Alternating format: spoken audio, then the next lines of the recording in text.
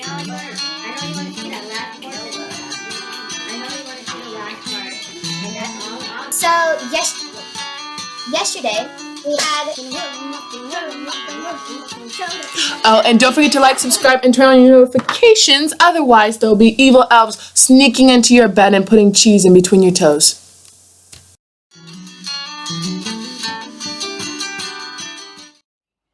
Hey guys, welcome to Lucky Stove. I'm Danielle, and guess what we made? We made keto caramel sauce. Check it out. Look at this. Woo! Is it easy? Yes. Is it a little time consuming? Yes. Is it worth it? Yes. I'm so excited that we are finally at the final stages. If you want to see how we did it, follow along with me, okay? All right, well, here it is. Look in the pot. Yummy, yummy, yummy. I'm gonna put this into my jars. I have lots of jars. And it tastes so good. I have to tell you that if you ever had caramel popcorn, then you know what I'm talking about when I say it smells like caramel popcorn without the caramel. I mean, without the popcorn. Ah. All caramel, no popcorn. And outside of the butter that we use and the heavy whipping cream, little to no carbs whatsoever. Mind your own macros. We are making today caramel.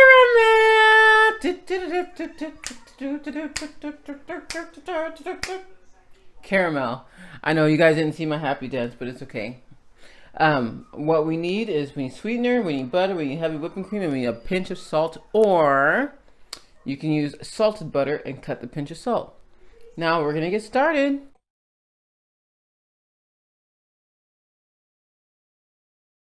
Okay, so I got the butter in the pan. Now it's time to brown it. You're gonna brown the butter. You're gonna take it on a medium-low heat, and once you brown it, you're gonna take it a little bit lighter off of the browning. Once I finish with that part, I'll get you over to the rest.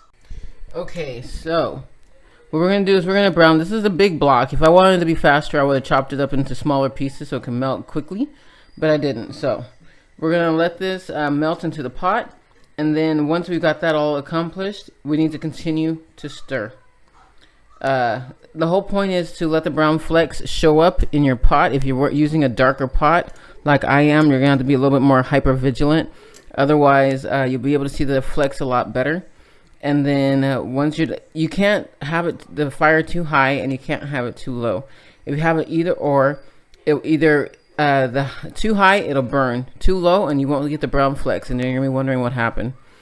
Okay, and then medium low. You want to put it on medium low and let it do its thing, but you just have to be careful. Watch it. It depends on. It doesn't depend on anything. You just gotta watch it and stir. Okay, see you in a little bit.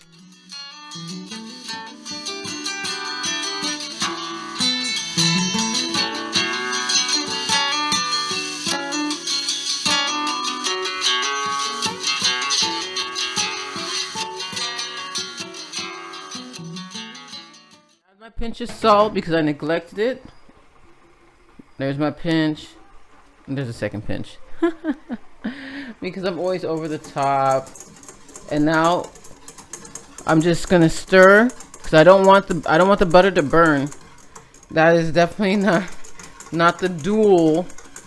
You gotta stir it and make sure to continue to stir, and especially and then keep an eye out for your brown flecks. Once you do, you're going to add your heavy whipping cream and your sweetener to cool it down right away.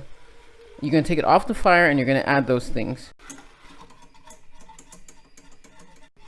Okay, so we're at our brown stage. So you need to take it off the heat. I'm not talking dark, super brown, but you have to take it off when you start seeing brown. Otherwise, you're going to burn it. So let's scoot this over. And now we got to add you see that? Oh, that's pretty. We got to add our ingredients to, so that way to cool it down. So here we go. Sweetener in. Now mix to incorporate. Look at that. Isn't that gorgeous? Now bring it back to the fire and stir.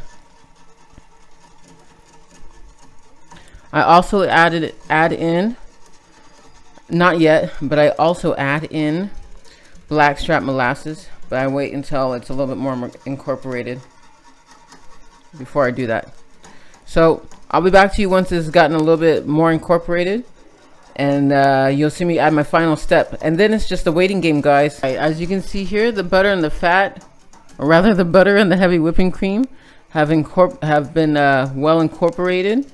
At first you saw that the butter was sitting on top and the heavy cream was doing its own thing, but now they've come together, and this is pretty much it. Unless you're using allulose, you don't have to continue to mix. You can let it go. Actually, in a little bit I'm going to add my blackstrap.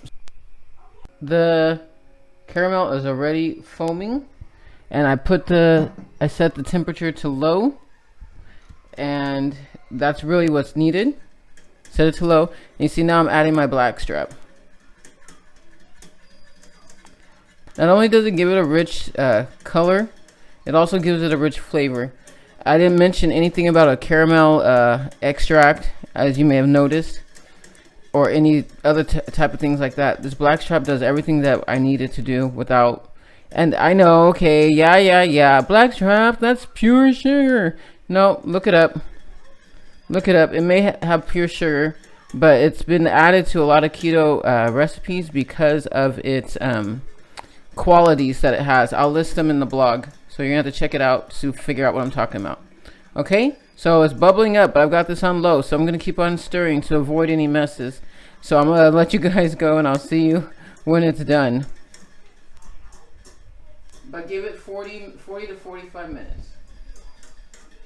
We've got our caramel here, our freshly made caramel, and we're gonna make some caramel candies. Yes, because caramel candies are delicious. So I have my silicone molds, Silicon Valley, California, silicone molds. I have my silicone molds here, and I'm going to fill them. Let's get started before I spill all my great contents. I have it on the scale, but I don't think it matters because I'm using a half tablespoon, and that's all I'm going to go by. So here I go. I guess I better make it, if it's a half tablespoon, I better make it a half tablespoon, right? In some cases, see, it's a bit full already. So I'm just going to give it a little stir because I see some fat on the top. Here we go. Oh, it smells so good. It smells like caramel popcorn. Who needs caramel popcorn if you got your own caramel and you can put it on? I don't know. I don't know. Cheese. Yeah, I was thinking about those cheese pops, but no. No, that doesn't sound delicious. Sorry. Won't put it on the cheese. You can try. Ooh, I know. Nom nom chips. Maybe that would work. Yeah, if you make the sweet version. Oh my goodness, I'm too heavy-handed. Okay, so I'll come back when these are all full. Okay, got the cavities all filled in. And if you see the, yeah, that's butter. The butter separated. The best way to do this is to do it directly when you are done. When the caramel is finished, because we did let it sit a little bit to get cool. Not to get cool, but I mean, this was a, oh yeah, we should make caramel candies kind of thing. So here we have this. It would be a lot smoother and a lot more beautiful if you did it directly after you made the caramel. But now we're going to put this in a refrigerator and we're going to let it go ahead and set. The sweetener that we used here for the caramel will be in the description, but just so you know, this is not a type of caramel that's supposed to stay liquidy. It's supposed to get hard because it's erythritol. And erythritol crystallizes and gets hard once it's cool. So we'll see what happens, okay? All right, see you guys when it's done. Bye. Okay, guys, welcome back to Lucky Stove. I'm Danielle. You know that because I already told you. I told you we'd come back after we've made a few things with our caramel that we made from home. So I also told you that after these little farm animals, I don't know if you can see them, got filled up, our little silicone molds, that we would unhouse these and show you what they look like. But also we did a little tester because I want paydays, but I want a payday that I can eat and not feel bad about. So we also made paydays, but we put it in a silicone cupcake. Yeah. And we get out of the sun because it's not,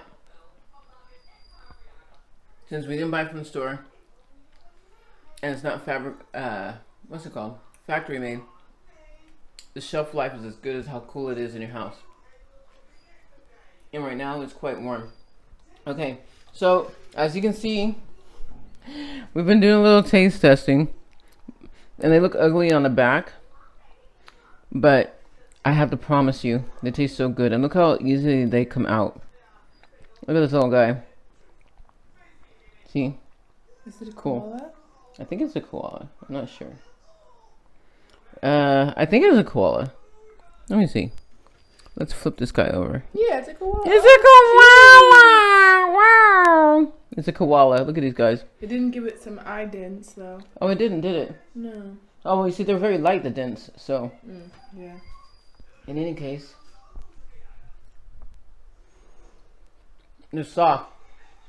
They're not chewy. But if you just want that caramelly taste, and say, for example, you have somebody who can't. Say you have somebody who can't chew sticky candies. This is right up your alley. This is 100% sugar-free and soft. See? All you can see are your teeth. Mm-hmm. Oh, wow. All you can see is my teeth. Because, of course, you can't see my tongue depressed against the roof of my mouth. But they're really good. You guys got to give this a try. Get your little silicone molds out. It doesn't matter what you have. You could either do it this way with the silicone cupcake holders. You can do, if you have a little fancier stuff, you can pull these guys out. I personally am going to leave these in and pull them out as I want them. I'm not gonna take them out because you see these have been in overnight, 24 hours, different clothes. See, so Fashion Nova. yeah, so, yeah, something like that. I look cute. Oh well, nope. So these have been in the refrigerator, not the freezer, for about 24 hours. Now you know you can have sugar-free caramel at home. Do it yourself.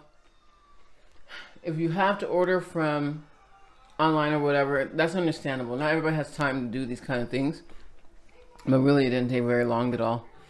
But if you can make it at home, make it at home. You know what's in it, you know how many carbs are in it, you know what you put in there, and the ingredients are your choices, and that's important. You want to be able to have control over what you're eating, especially with the keto diet. I guess that's it for now. We'll come up with some more things, and I'll put the ingredients in the website, on the blog, theluckystove.com. Go to the recipes page, and you'll find it there. It's very simple, but come and look at the blog. Share. Like it. Taste and see that our recipes are good. That's wrong. That was a takeaway from a biblical reference. It's taste and see that the Lord is good. But you can also taste and see that our recipes are good too. Alright, well, I hope you guys enjoyed the experience, and we'll see you next time. Don't forget, subscribe, comment, share. Be human and be nice. May your stove bring you luck or a coupon. Bye. Okay, guys, don't forget to comment down below. Guys?